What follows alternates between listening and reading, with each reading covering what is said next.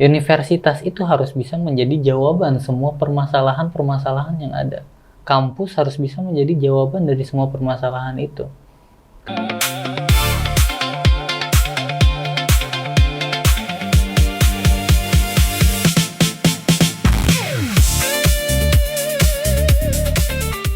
Kembali lagi bersama saya Katrina Rahmatika dalam podcast Mahasiswa Suar Berita. Kali ini saya tidak sendiri, saya bersama jurnalis Suar Berita. Bersama siapa?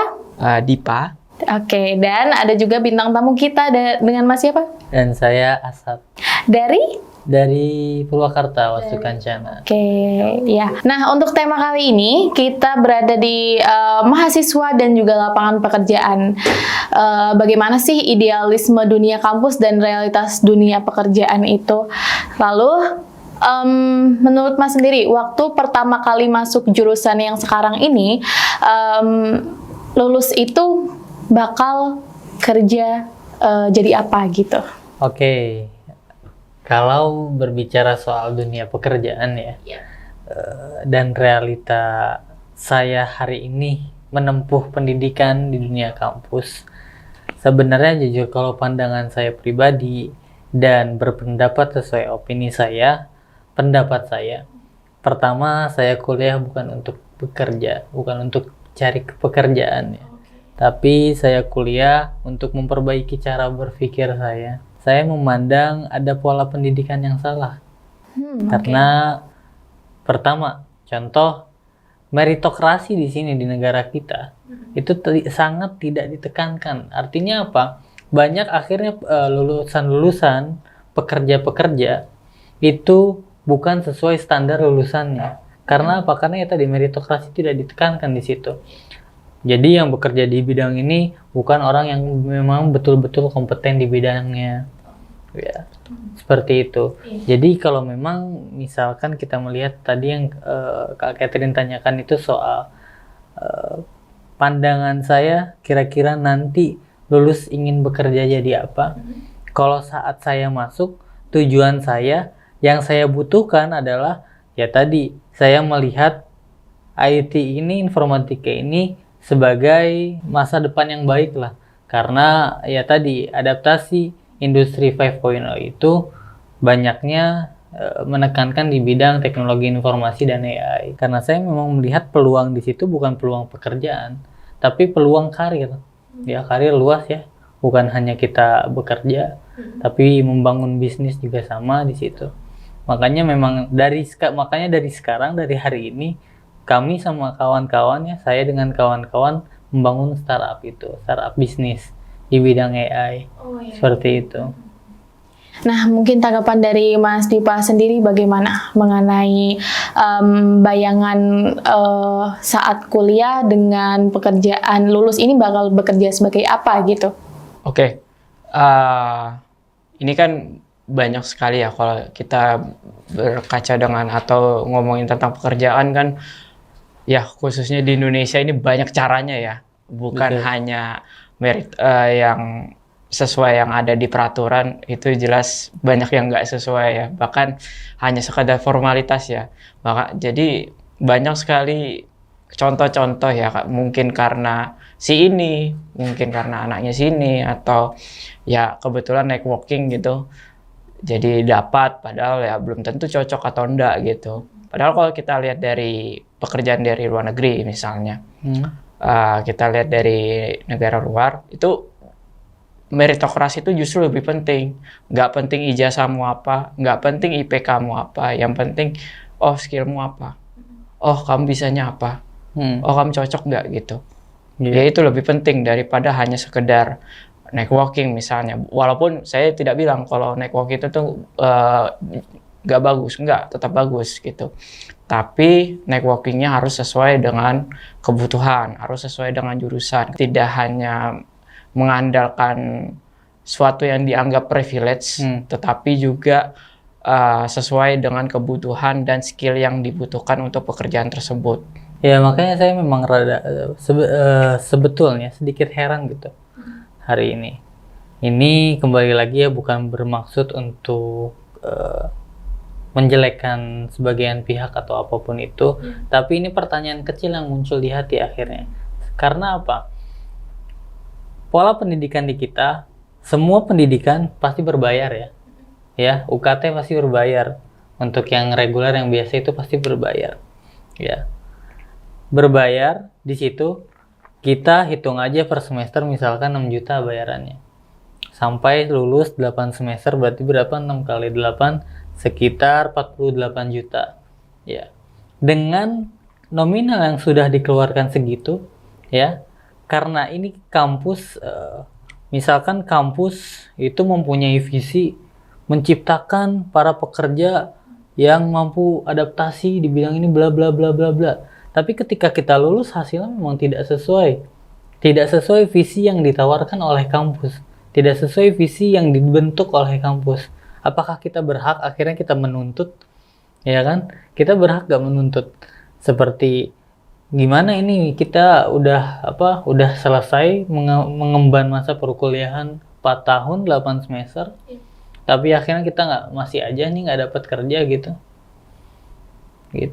Makanya saya katakan tadi ada pola pendidikan yang salah mungkin di kampus di negara kita hari ini. Beda seperti negara-negara luar, contohnya seperti di Kairo ada Al-Azhar ya, atau mungkin ya di US walaupun mereka berbayar komersial, tapi mereka benar-benar menekankan meritokrasi gitu, ya kan? Jadi benar-benar dijamin nih nanti si ini lulusannya benar-benar bisa dijamin untuk ditaruh di dunia industri di mana, atau mungkin taruh kemana. Itu kalau di US ya kan, artinya ada yang menjual gitu, mereka bisa menawarkan hasil lulusan mereka dan itu terjamin. Beda dengan di kita, karena kampus yang banyak, ada berapa? 4.000 kampus ya, kurang lebih ada 4.000 kampus di kita. Hasilnya seperti apa? Ya seperti itu, pendidikannya dikomersialisasikan, tapi akhirnya tidak menemukan output yang oke gitu untuk para lulusan-lulusan yang lain. Akhirnya ya cuman hanya kampus top 10 saja yang bisa gampang menemukan jalannya di pekerjaan gitu. Seperti itu sih kalau pandangan saya. Kampus di sini kan sebagai yang memberikan jasa ya. Contoh aja kalau kita ke dokter, kita bayar dokternya, kalau obat yang dikasih salah, wajar kita nuntut. Kita ke restoran, kalau makanan yang dikasihnya ada racunnya atau makanan yang gak enak, wajar kita nuntut. Ke kampus, apakah bisa hal yang serupa? Ketika kita tidak mendapatkan apa yang kita inginkan. Pekerjaan salah satunya, mungkin ekspektasi kebanyakan orang di pekerjaan ya, kalau di dunia kampus, seperti itu. Mungkin itu relevan juga ya dengan visi misi 19 juta lapangan pekerjaan. Betul. Gitu ya Mas ya. Nah gimana kira-kira Mas Dwi Pak, ada tanggapan mungkin? Kalau di Eropa itu kan pendidikannya gratis, bahkan digratiskan sampai S3 sampai doktor gitu. Tapi pada saat mendapatkan pekerjaan juga dijamin gitu kan, walaupun digajinya di UMR. Nah tetapi di sini mau dieksklusifkan, tetapi pada saat udah lulus kita disuruh cari kerja sendiri. Nah itu ada ketidakjelasan, near or nor gitu. Di samping itu juga kita tuh kampusnya udah kebanyakan, kampusnya banyak dan juga nggak gratis gitu. Jadi nggak tahu tujuannya arahnya apa. Jadi mau kita tuntut, oke, mau tuntut apa? Pekerjaan. Kenapa ini tidak sesuai dengan ekspektasi selain pekerjaan, misalnya passion gitu. Nah, kampus juga angkat tangan karena ya siapa suruh kamu bayar kampus murah gitu. Kembali lagi, harus kampus yang top gitu. Bisa keterima itu hanya kampus yang eksklusif aja. Ditambah dengan meritokrasi yang tidak jelas gitu, pakai networking. Sehingga yang kampus-kampus top kecil ya udahlah, ya jadi apa aja, yang penting dapat pekerjaan, bisa mendapatkan gaji. Mau jadi ini ya udahlah nggak apa-apa, yang penting kerja aja dulu, cari pengalaman. Bukan menjelekkan atau bukan kecilkan pekerjaan yang kecil itu, tetapi sebagai mahasiswa khususnya yang pernah merasakan S1 langsung, itu pasti ekspektasi kita besar khususnya kepada kampus maupun kepada pekerjaan, khususnya pemerintah yang memberikan lapangan pekerjaan itu sendiri. Jadi seperti itu. Tapi ya tadi yang saya katakan di awal, memang terlalu kecil ketika misalkan kita memang ingin menempuh sebuah jenjang pendidikan yang lebih tinggi, tapi ekspektasi kita hanya untuk bekerja saja, hanya untuk menguntungkan diri saja. Ya, terlalu kecil niat kita. Karena ya saya mengutip apa yang dikatakan sama Profesor Bagus Mulyadi ya. Beliau bilang kalau universitas itu harus bisa menjadi jawaban semua permasalahan-permasalahan yang ada. Kampus harus bisa menjadi jawaban dari semua permasalahan itu. Kenapa demikian? Ya iya, kita contohkan misalkan ada sebuah masalah A, yaitu masalah ekonomi yang tidak stabil di suatu negara. Di mana akhirnya negara bisa menemukan pakar-pakar itu selain di kampus, karena kampus adalah orang-orang yang notabene adalah akademisi kan, berpendidikan yang lebih gitu, melakukan riset di situ. Makanya itu ya, maka dari itu ya tadi saya katakan kalau universitas bagi saya berkependidikan hari ini, saya masuk ke bangku perkuliahan hari ini bukan untuk cari kerja, tapi untuk mengembangkan kembali mindset saya, pola pikir saya untuk selangkah lebih maju dari yang kemarin. Bahkan kata Profesor Bagus Mulyadi ya, beliau mengatakan kalau misalkan bahkan kampus atau universitas, mahasiswa itu bukan dituntut untuk cari pekerjaan, tapi menciptakan lapangan pekerjaan. Kalau cari pekerjaan ya, kalau kita notabene pengen kerja, itu harusnya kita masuk ke vokasi. Karena vokasi itu kan dari kata vocare yang artinya panggilan, ya kan? Karena itu langsung tuh relevan kan, namanya vokasi, ya langsung bekerja di bidang apa, ya kan? Kalau kita memang arahnya untuk mencari sebuah pekerjaan. Iya. Nah, kira-kira cita-cita mungkin dari kecil sampai saat ini ada perubahan nggak sih? Misalnya contoh saya waktu kecil tuh cita-citanya menjadi pramugari, apa segala macam lah ya. Tapi seiring berjalannya waktu hingga di titik saat ini, saya cita-citanya tuh cuman pengen mendapatkan uang yang halal, dari pekerjaan yang halal, hidup damai dan juga tenang. Itu aja cukup. Nah, kira-kira ada nggak cita-cita yang mungkin dulu udah diidam-idamkan, tapi ketika sudah menginjak dewasa ternyata berubah atau sampai saat ini masih konsisten gitu? Iya. Namanya kalau kita melalui fase disorientasi ya, orientasi pasti kan cuma satu. Tapi terkadang dari orientasi itu tidak sesuai situasi dan ekspektasi kita hari ini, maka dari itu orientasi yang tadinya menjadi orientasi mengalami disorientasi, ya kan? Beralih nih orientasinya dari yang tadinya dari Kak Catherine misalkan yang mau jadi pramugari, tapi karena situasi dan ekspektasi hari ini berkata yang lain. Ya, kalau saya pribadi memang cita-cita dari kecil, saya nggak pernah ingat pasti cita-cita dari kecil itu apa, karena banyak banget. Kayak mau jadi ini, mau jadi itu, lihat orang mau jadi ini gitu. Tapi yang saya ingat pasti itu satu hal saat saya lulus itu. Kalau saya dulu mah kan ini ya, buat balon cita-cita diterbangin sama gitu. Aku belum pernah sih kebetulan. Dulu gitu. Saya nulisnya mah satu. Karena nulisnya ini saya mengingat nulis ini saya diamanatin sama orang, bukan diamanatin ya, dikasih wejangan lah sama orang tua kalau kamu harus gini-gini. Saya nulisnya jadi gini, orang yang bermanfaat bagi nusa, bangsa dan agama. Udah, jadi saya itu aja fokus saya dari dulu sampai hari ini gitu. Yang penting saya bisa menjadi orang yang bermanfaat, bisa menebarkan manfaat, seperti itu.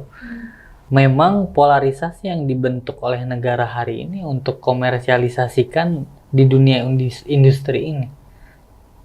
Kemendikti itu slogannya apa? Slogan Kemendikti hari ini, dari riset untuk aset. Iya kan? Iya. Berarti kan memang mereka melakukan sebuah riset ini untuk memperkaya diri mereka dengan aset-aset itu kan. Itu polarisasi yang dibentuk oleh negara hari ini. Makanya semester 1 di bangku perkuliahan itu mata kuliahnya biasanya mata kuliah dasar, biasa disebut mata kuliah wajib seperti bahasa Indonesia ada lagi, kewarganegaraan dan lain-lain, itu kan udah di SMA dan lain sebagainya. Harusnya apa yang dibentuk saat ditempa, saat di awal semester 1 itu kita diajarin logik, cara berpikir, retorik, cara berbicara, ya kan? Dan patos. Dan dan patos. Cara kita mengendalikan emosi. Seharusnya. Iya kan? Iya. Karena itu yang nanti bisa menjadi fondasi kita dalam kita survive ke depannya di selama mengemban bangku perkuliahan atau bahkan di dunia asli ya. Seperti itu. Kalau disuruh milih nih buat modal lulus nanti, menurut kalian mending memperbanyak magang atau internship, aktif di kampus, atau aktif seperti organisasi ya, seperti organisasi internal di kampus, atau ikut atau memperbanyak sertifikasi di luar gitu. Nah, menurut Mas Asad dan Mas Dipa bagaimana? Kalau disuruh memilih, semua itu ada porsinya masing-masing. Ya, kita kembalikan ke diri kita, bagaimana akhirnya kita memilih itu sesuai kapasitas diri kita. Orang yang memilih jalannya di organisasi, pasti mereka merasa penting karena itu jalan mereka untuk mencari soft skill. Tapi kalau pandangan pribadi ya, kembali ke pandangan pribadi, kalau Kak Catherine menanyakan saya, pilihan saya sebagai seorang Asad, saya pasti memilih ketiganya secara seimbang. Ya. Magang di sini nggak harus magangnya ya, magang internship yang di sebuah perusahaan ya, bisa dikategorikan magang menghandle sebuah project, ya kan, itu internship kan, itu sebuah internship. Nah, organisasi pentingnya apa? Pentingnya di situ kita melihat mencari soft skill yang tidak ada di bangku perkuliahan, seperti cara kita menjalin relasi, seperti cara kita berbicara, ya kan. Begitupun juga dengan internship tadi, dengan magang ya. Kalau saya pasti memilih itu untuk menghandle sebuah proyek, ya, melihat kapasitas saya memimpin ya di dalam sebuah magang ini sampai mana. Begitupun juga dengan sertifikasi. Ya memang tidak ada yang negatif ya kalau kita dengan pilihan-pilihan yang seperti itu. Pasti kalau kita mempunyai banyak waktu pun kita akan mengambil ketiganya sekaligus kan. Iya. Gitu sih. Mas Dipa sendiri bagaimana? Ya, kalau saya sih karena tinggal di Indonesia ya kembali lagi. Jadi mau nggak mau saya magang dan sertifikasi. Memang secara knowledge, secara pemikiran, itu organisasi bagus banget. Harusnya itu top gitu.